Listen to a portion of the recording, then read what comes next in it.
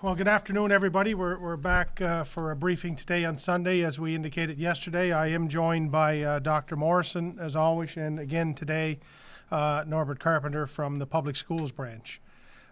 We will answer some questions at the end after Dr. Morrison and Norbert have some comments, and I'll just pass it over first to Dr. Morrison to give us the most up-to-date information. Thank you, Premier. Good afternoon.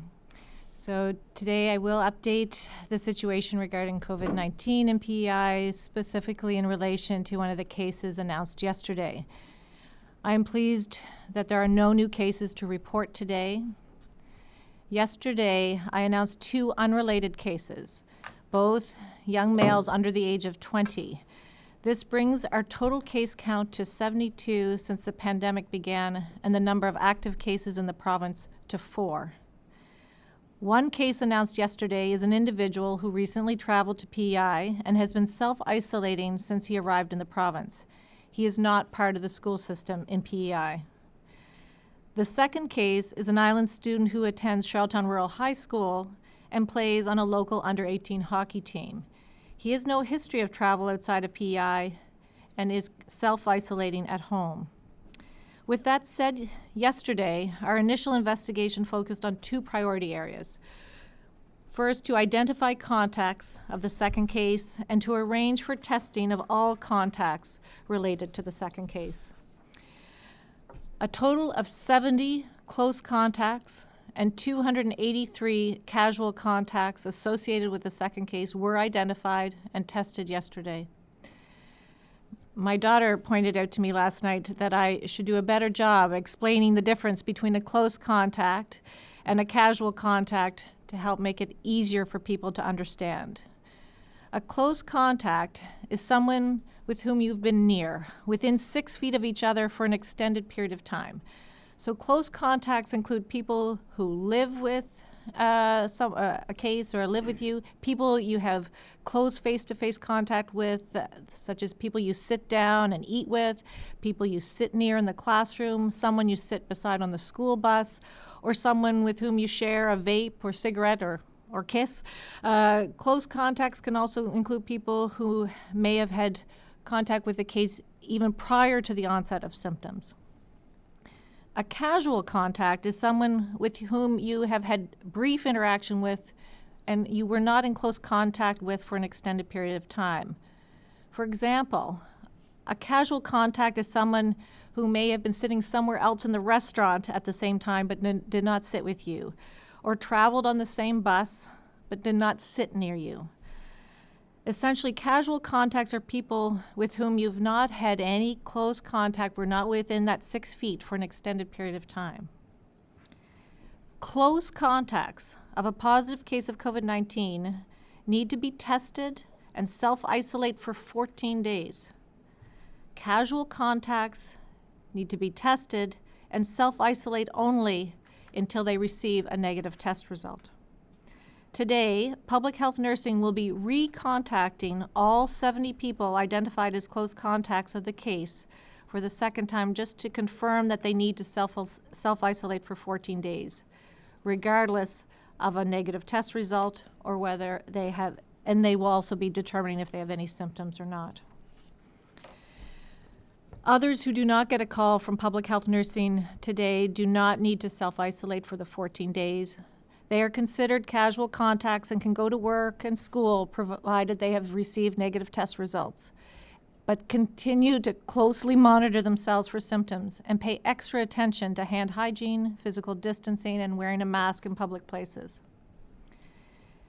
Over the last 24 hours, just over 1,100 people were tested for COVID-19 across the province, including individuals associated with the cases announced yesterday. And so far, all the test results have come back negative. The provincial laboratory staff worked late into the night and this morning to ensure all the tests were processed in a timely manner. To meet the increased demand, Health PI expanded the hours of the testing clinics in Slemon Park and Charlottetown and set up a satellite clinic in Stratford. The testing clinic staff worked late to ensure that no one was turned away from the clinic and everyone who presented for testing yesterday was tested. Public health staff contacted 353 people by phone yesterday to advise them that they needed to be tested. The gold standard for contact tracing is for it to be completed within 24 hours of the identification of a case. And despite the large number of contacts in this situation, we definitely achieve this standard. From a public health perspective, and as per our prior work about how we respond to cases in schools, our recommendation to the public schools branch would be that the school does not need to close at this time. There is enhanced cleaning that is being completed today. There is mandatory masks for all high school students throughout the province starting tomorrow. And this has also provided the opportunity to review all operational plans to ensure that what we've learned from in the last 24 hours provides an opportunity to enhance the measures that are currently in place in schools and in organized sport. I also would like to go on to thank everyone who went above and beyond to support our prompt response to this situation. Thank you to everyone who received a call advising them to be tested. They were understanding and cooperative. Thank you for responding so quickly and doing the right thing and going to get tested. Thank you to the many youth who are impacted by this situation. Thank you for being tested. And for those who need to self-isolate, thank you for being willing to protect your health and the health of your friends and families. I know that getting a message that you have been in contact with someone who has COVID-19 is scary, and thank you for your cooperation. Thank you to Health PI staff, including the testing clinic, lab, and public health staff and administration. Thank you to Island EMS for supporting the testing clinics. And thank you to the Department of Transportation for helping with testing clinic logistics. Thank you to Hockey PEI, the Charlottetown Minor Hockey Association, and everyone associated with the Sherwood Parkdale Minor Hockey Under-18 Central Team Number 2, including parents, coaching staff, officials, and referees. Thank you to the Public Schools Branch, Department of Education and Lifelong Learning, and the staff, administration, parents, students of Charlottetown Rural High School. Our office does not release names of individuals with any communicable disease, including COVID-19. There is legislation in place to protect the rights of Islanders from the release of this information.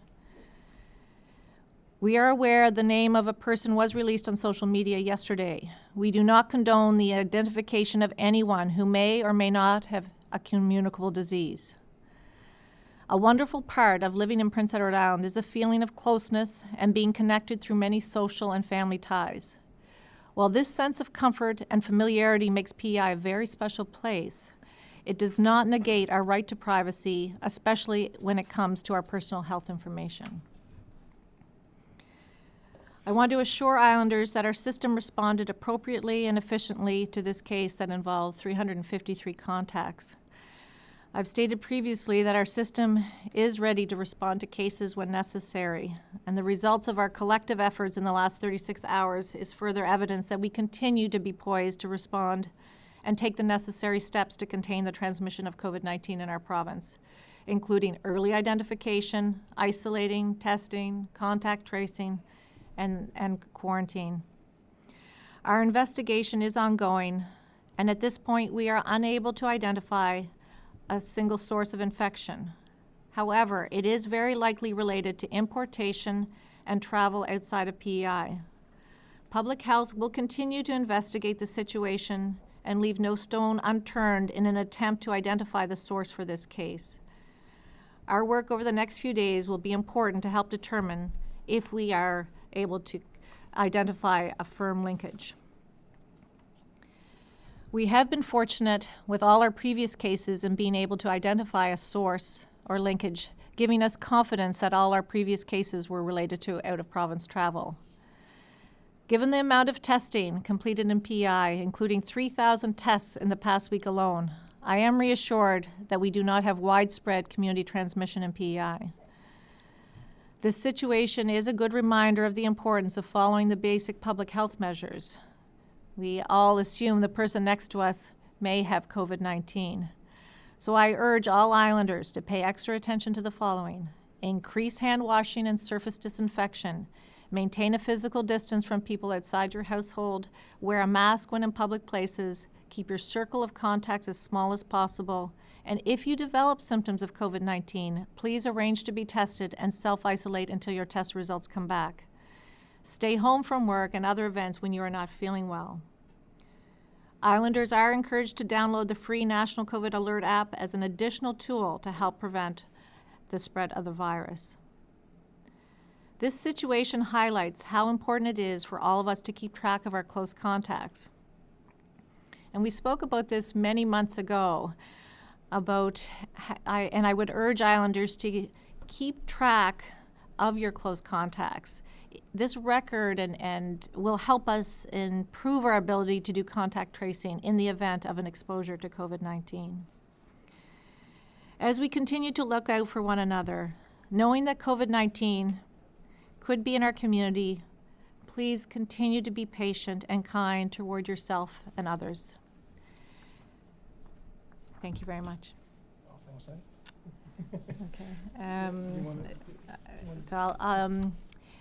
Je vais peut-être faire juste quelques remarques en français.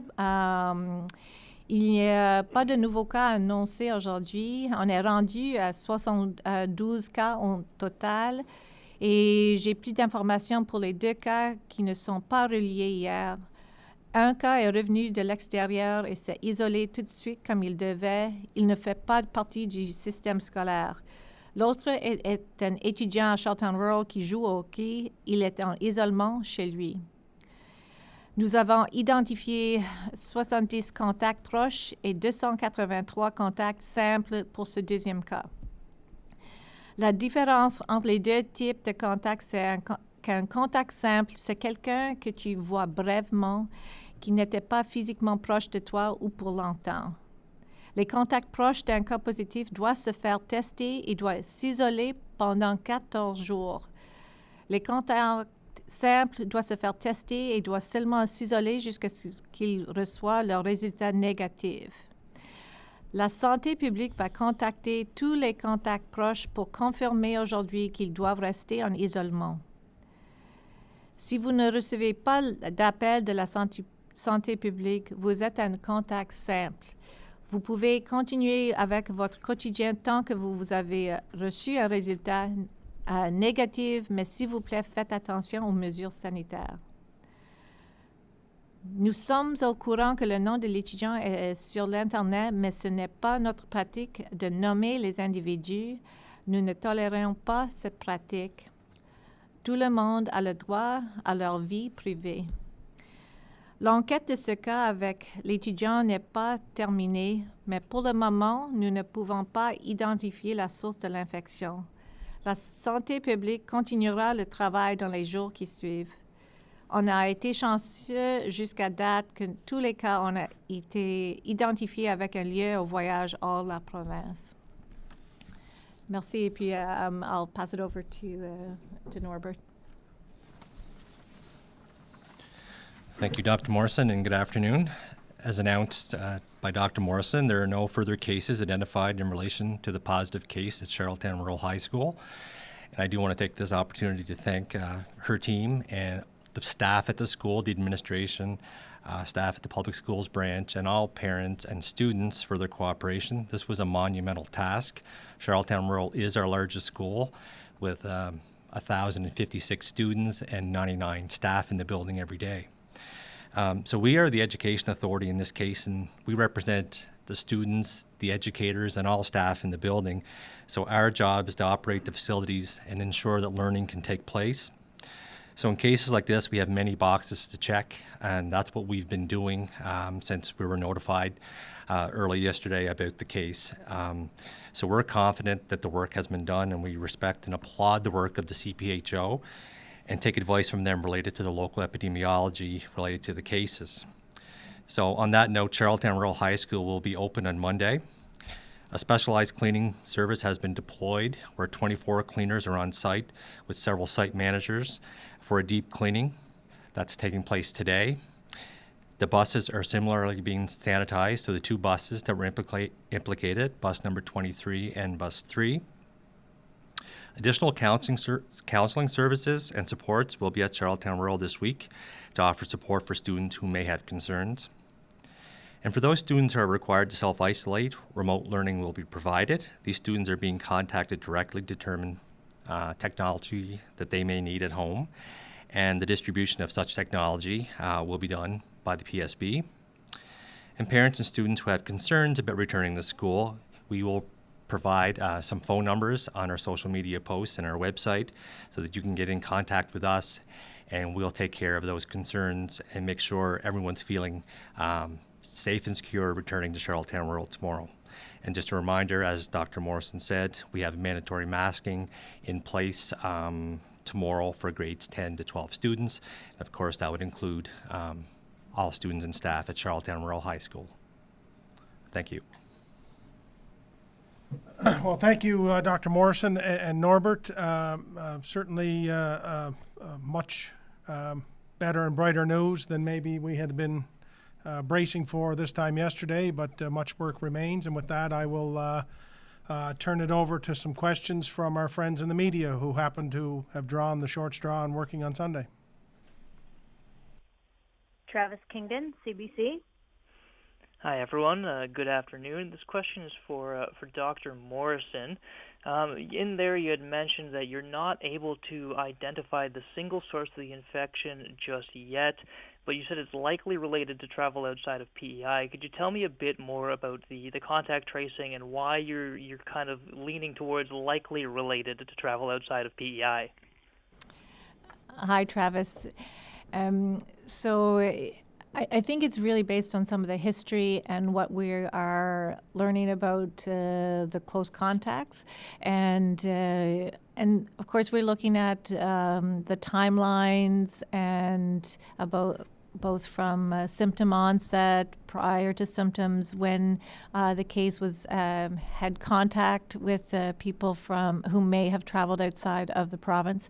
So these are always difficult, and this happens in various parts of the country in different cases. That sometimes it's difficult to confirm the linkage, but we'll continue to investigate, and as part of our work in contact tracing. But at this point in time, there are certainly indication that it would be linked to travel outside of the province. Thank you for that. And that just to clarify for myself there, that's some of those close contacts did have some travel outside potentially of the Atlantic provinces, or outside of PEI rather. Outside of Prince Edward Island. And just to reiterate, the close contacts of the case are going to be in self-isolation for 14 days, and they're all being recontacted today. Thank you. And then a quick follow-up question for you, Dr. Morrison. Province is currently in the green zone. This is a very a larger scale kind of testing effort and exposure that we had seen before. At what point would you move from a green zone to the yellow zone in terms of restrictions in the province? Travis, we've been actively looking at that for certainly a number of days, and we really will continue to look at our epidemiology here, as well as in our neighboring provinces. And a lot of the measures we put in place, including the announcement last week of anyone who travels outside or returns from travel outside the province has to isolate for 14 days. So some of our points of entry are to try to keep us in that green level as long as we possibly can. And I mean, I didn't say it officially in the notes, but I think every day that we are able to, that we will be able to function in what we had called the new normal, we are so grateful for. And 8-9 months into this, we have lots to be thankful for, and we'll continue to put the measures in place that will help us be in that green zone as much as possible. But we are continuing to monitor when we might have to move and change things. Thank you. You're welcome. Shane Ross, CBC. Hello. This is a question could be for any of you. I was wondering, do you believe there is a stigma attached to having COVID-19, and how do you address that? Are you worried about bullying at all? Well, do you want me to, I mean, I do think there's a certain, fear connected to this virus for sure, and for good reason. I do think there is a bit of a stigmatization, I guess. It's probably, I mean, one of the great advantages we have in PEI is our size, so we're able to undertake an effort like we have done for the last 24 hours, probably with a greater efficiency than many of our other provinces across the country, so that is a good thing. But our small size also makes it probably easier to identify somebody, and to that I would just say to all Islanders that the individual involved here is 15 years old. He's a regular teenager who's trying to live a normal life in very abnormal times, and he needs our support. Our first response to hearing this should be making sure that he is well and that he's getting better and that he's recovering. Because that's who we are as Islanders. And I would say he deserves, he deserves our support. He doesn't deserve public shaming. He has nothing to be ashamed of. He had symptoms of COVID. He went and got tested. He's isolating. He's working with CPHO to identify his close contacts. He's doing everything he's supposed to be doing. And for that, we should always be mindful of the fact that this isn't the 74th case in PEI. This is an individual who lives in Prince Edward Island, someone who needs our support, our respect, and our love. And let's, in the middle of all this crazy times that we're living, let's not forget that. Thank you. I was also wondering, were students from other schools on the bus with the Charlottetown rural student?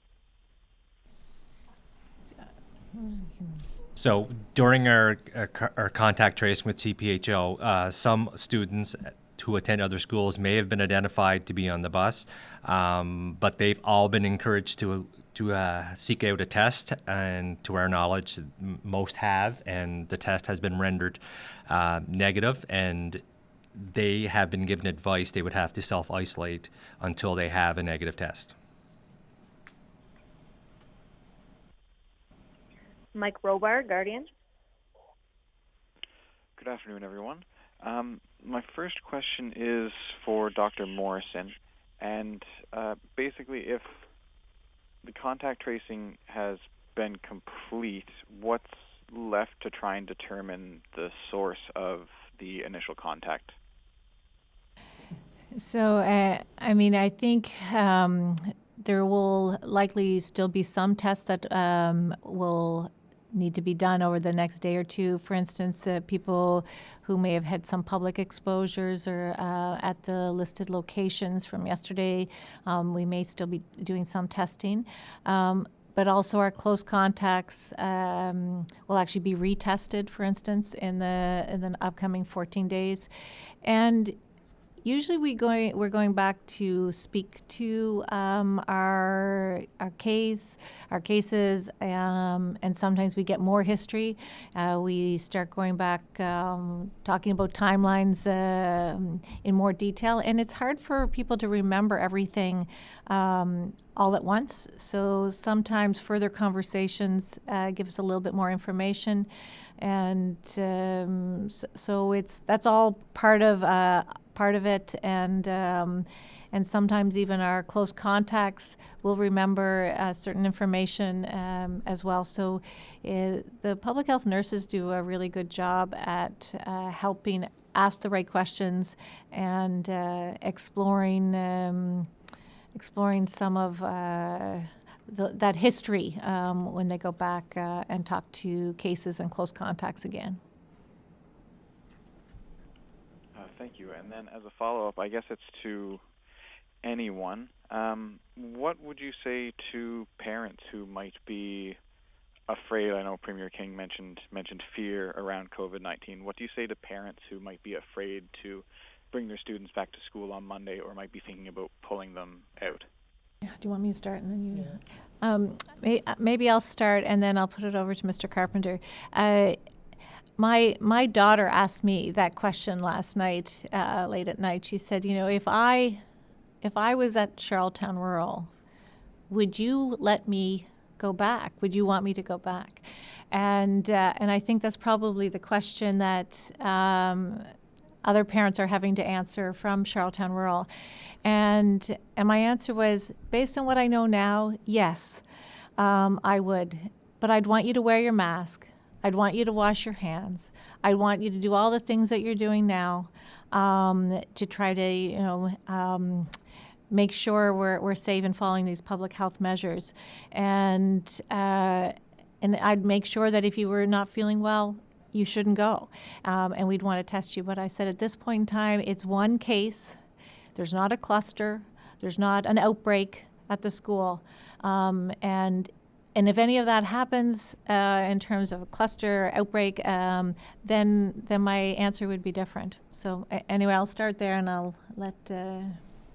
Sure, and I'm not sure I can say it any better, but we are in the people business and we care deeply for our staff and our students, and we're very fortunate. We have a tremendous team at the Public Schools branch, the Student Services Department, and they will be on the ground tomorrow to make sure students and staff feel comfortable.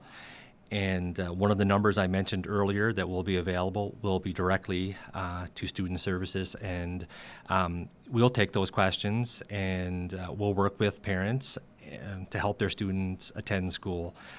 We want everyone to feel safe, and I just want to say we're so fortunate to be able to be in a position where we can offer learning for everyone, and we certainly are committed to doing that. Laurent Rigaud, Lebois. Good afternoon to you all. Dr Morrison, j'ai une question en français par rapport, en gros c'est la question qui vient d'être posée en anglais. Qu'est-ce que vous dites aux parents qui demain doivent conduire leurs enfants à l'école? Est-ce qu'ils doivent être inquiets ou est-ce qu'ils peuvent y aller sans inquiétude?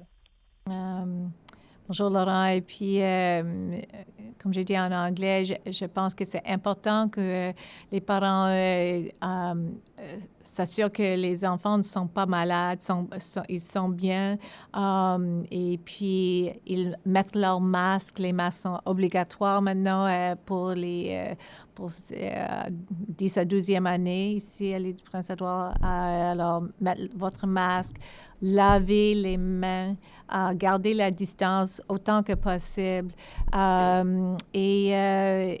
Et puis, si quelque chose change, on va vous informer. On va changer le plan, mais à ce moment, j'irai à l'école. Et juste une autre question, je pense que vous y avez aussi répondu en anglais. Maintenant que tous ces tests ont été faits, qu'est-ce qui reste à faire? Est-ce qu'il y a tous les contacts ont été identifiés? Quelles sont les prochaines étapes par rapport à cette affaire-là? Alors, on va les contacts qui sont très proches, vont rester s'isoler pendant 14 jours. On va les faire retester. Alors, on doit faire ça. On va les contacter chaque jour pour voir s'ils ont les symptômes. Puis, si on a les symptômes, on va les faire retester tout de suite. Et puis, souvent, on explore, on fait l'histoire encore avec le cas, des fois les contacts, pour voir s'il se souvient quelque chose de plus à propos de ce qu'ils ont fait, les contacts qu'ils ont eus. Mais c'est un exemple où on voit assez de contacts qui sont close contacts avec quelqu'un. 70, c'est un grand nombre. Alors, le plus que possible, on doit avoir un nombre de contacts qui est plus petit que ça, mais Ça, c'est les sortes de choses en général qu'on va continuer à faire les tests de personnes qui peut-être sont pas identifiées encore, mais on va continuer à faire les tests. Merci.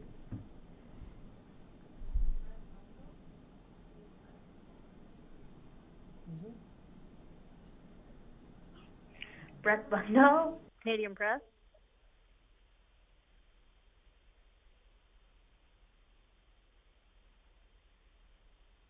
Brett.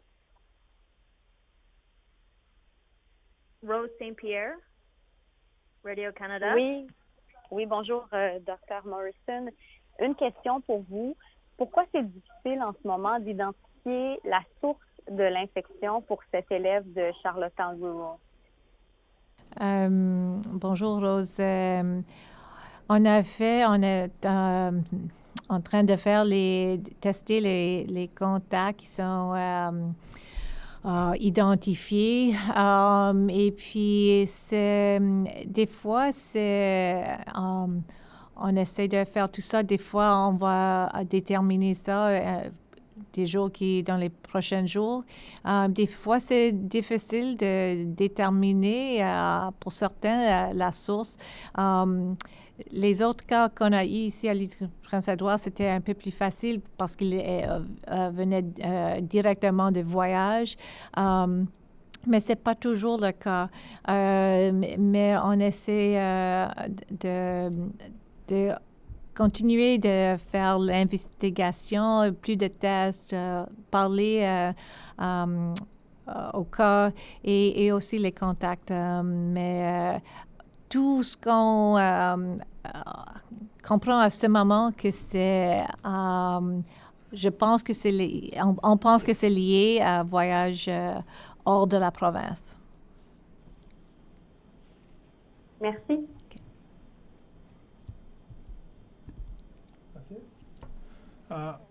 Thank you, everyone. I'll just close with just a couple of comments, just echoing really what Dr. Morrison and Norbert have indicated here earlier, that it's been an incredible team of people, incredible effort these past 24 hours or so, who acted quickly and efficiently. And when we needed everyone to come together, we did. And so that's certainly a great source of pride, but also of comfort to me and to all Prince Edward Islanders.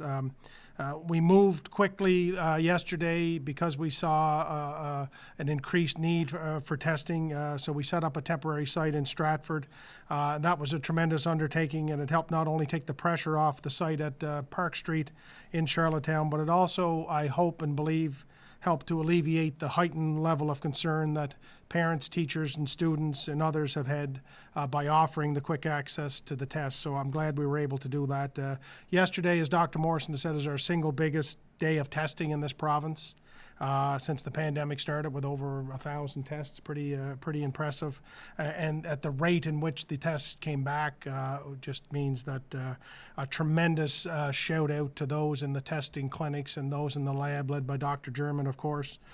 They were processing tests at a rate that was, we probably didn't expect, quite frankly. So what a great effort for them, and really unheard of probably in the country in terms of how quickly they were able to turn that around. We also had numerous crews from transportation, infrastructure, and energy who were called in to help with traffic control and other efficiency matters, and that was great.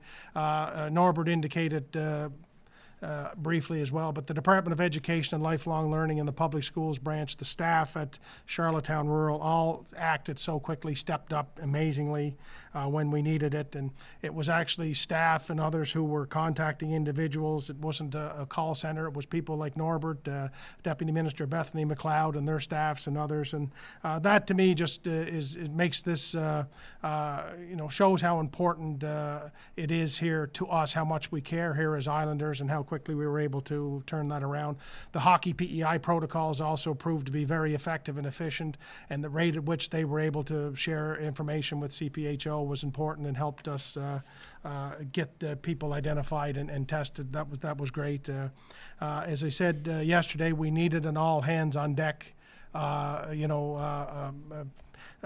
demonstration, and we had that. The system was ready, and our ability to execute efficiently is, I think, helps with the level of public confidence that Islanders find themselves with, particularly when we look at the rest of the country. So just in the days ahead, I mean, we have to continue to be careful and do the things that we've been doing.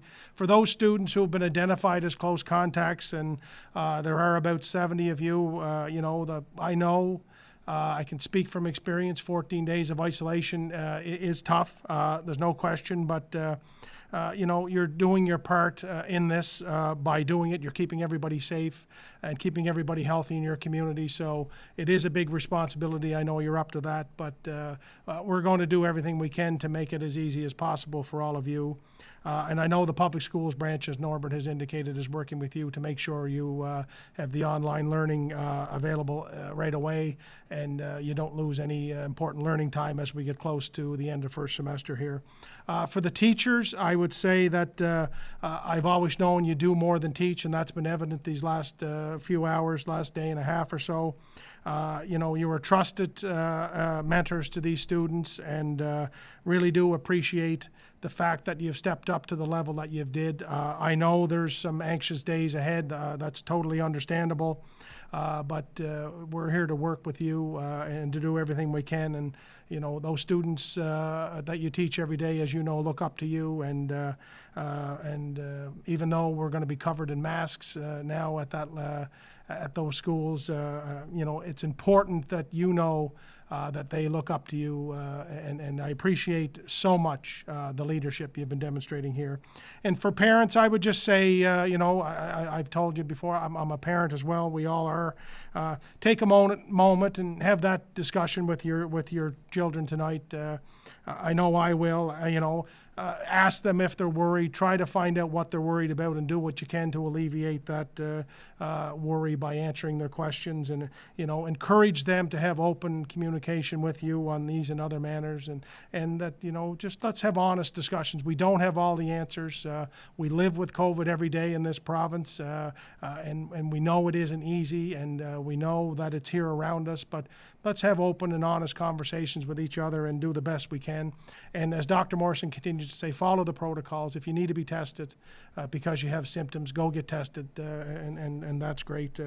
And I would just finish off by saying that, our system has demonstrated that it has a capability to respond quickly. I'm overwhelmed with how we have responded here, and that leads me to really two final conclusions. We're very fortunate to be in the situation we are. We're able to do more in this province than we are seeing in other jurisdictions, and that's a great privilege that we've enjoyed. It's a privilege we've earned because we've followed these protocols, and now more than ever, it's important to continue to follow these protocols. But it also reminds us that, this COVID virus is a tricky bugger. It's around us. We can't let our guard down. Let's mindful. Let's look out for each other. We've gotten to this point together. The only way we're going to get through it successfully is to keep working together. So thank you for all you've done. Thank you to all you and your staffs. The response has been impressive, and let's look forward to tomorrow.